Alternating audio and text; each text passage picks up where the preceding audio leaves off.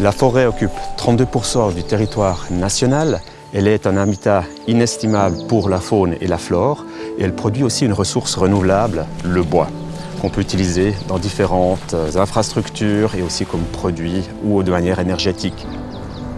La forêt est gérée de telle manière à ce qu'on garantisse sa multifonctionnalité ainsi que toutes ses prestations.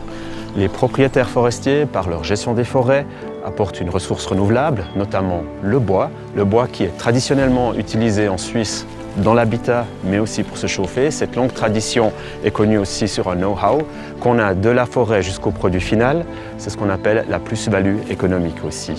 Ce qui est intéressant, c'est qu'avec la ressource bois, la forêt et le bois ensemble contribuent à la politique énergétique du pays, à la politique climatique et par la gestion de la biomasse aussi à une politique des ressources naturelles.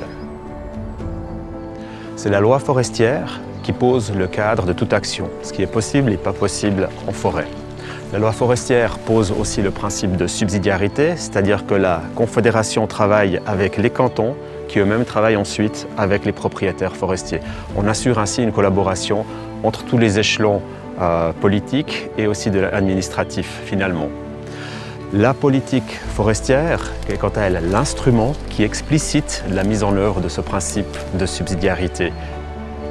La pression sur la forêt est grandissante, on le remarque avec d'une part le réchauffement climatique, mais aussi des attentes sociales et économiques toujours plus grandes sur la forêt.